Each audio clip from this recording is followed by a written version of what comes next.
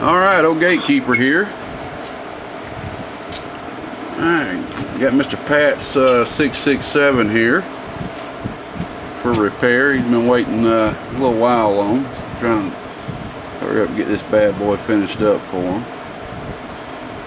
So I don't see many 667 non-variables come through here. This is a 667 DX667 non-variable, as you can see. I just throw this voltage divider in here with it. But anyway, it basically appears to have went out on them, and you know, this is a older 667. I wouldn't be doubting this thing's about 15 plus years old. Whenever you see a 667 without the hole in the back, just a CW transmitter, it's an older amp. So one thing I'm gonna have to do when I get in here, and I don't know what this stuff is right here, man. I keep getting it on my finger. It's like somebody's used some sort of tar or something just to keep this front on. I'm not even gonna attempt to try to do anything with that since you didn't request.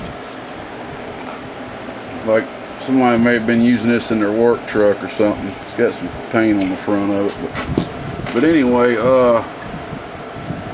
the older ones, they never used metal clads on the output combiner, as you can see here.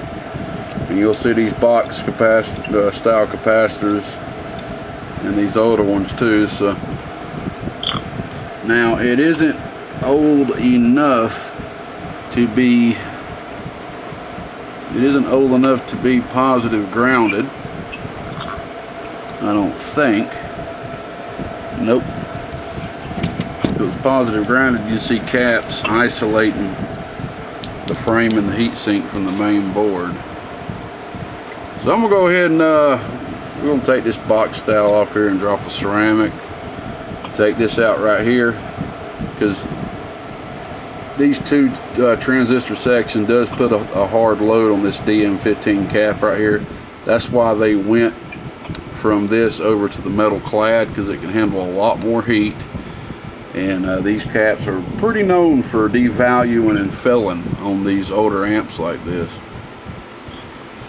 Now, basically somebody's put two caps together to create the 390, and they've got a cap right here with the RF flowing through series. I think someone's done this aftermarket, because I've never seen this in factory. I'm gonna leave this as it is, as long as the reflect is where it needs to be and it's done correctly. And I believe, I'm pretty sure you asked me to do a power wire upgrade. I'm gonna check your stuff. I don't see a note with this amp, so we may have talked about it over the internet or something, on the phone or something. But usually there's always a note that comes in with these, because I always ask for one. So I don't know, I could have misplaced it or something. Your work order is blank, and that's blank like that when someone usually forgets to send me a note or something. But it's not a big deal. Not a big deal. I just need to see if you just want me to do a power wire upgrade to this or what. So I'll double check on that. But anyway, looks like you got a blown transistor in here, man. So we're gonna get in here and figure out which one it is. Get this thing up and rock and rolling for you, man, and get it back to you. All right, buddy. Old Gatekeeper, we'll be back. All right, brother, all done. Here's your power wire upgrade.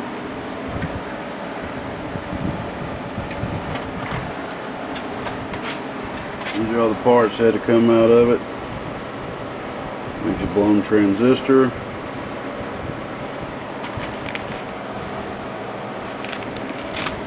And this thing is working nice. Got your new choke on the driver right here. New choke right there.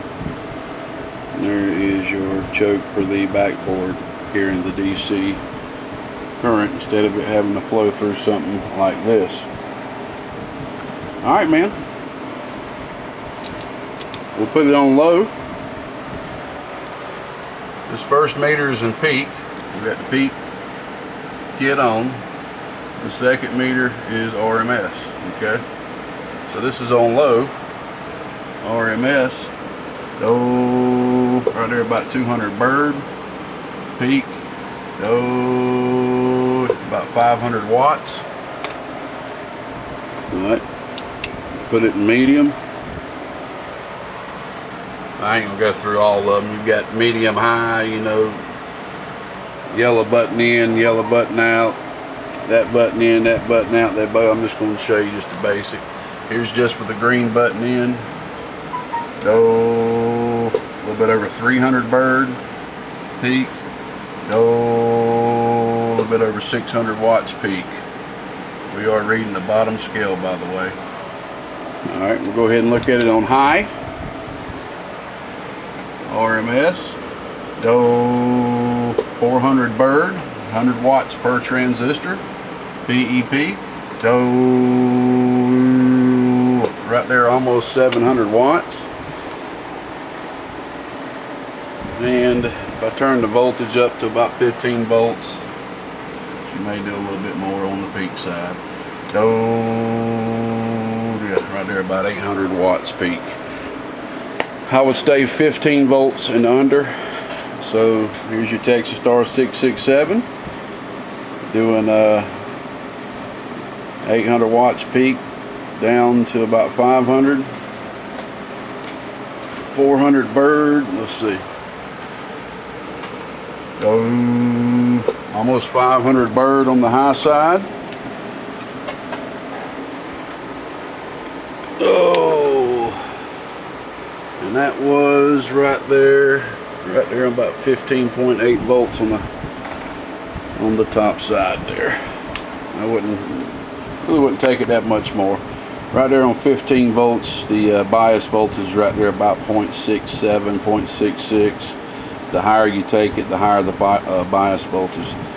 So yeah, man, these Toshibas in this box now, man, are technically worth about $100 a piece, man. The 2879s. Technically, I'm trying to boycott that $200 transistor RF parts is doing. Boycott meaning I ain't gonna. If I sit there and say my used transistors are now worth half that, meaning $100 a piece or so, I'm going along with them. I want to boycott it. That's nuts. Nuts, nuts, nuts, nuts. $200 a transistor.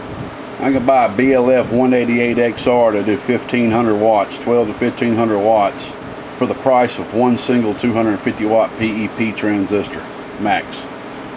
It's insane. Absolutely insane. There's got to be a stopping point. There's got to be a border. There's got to be a line in the sand somewhere. Gatekeeper said it. I'm gone. Thanks for hanging in there with me, Pat. We'll see you. Bye-bye.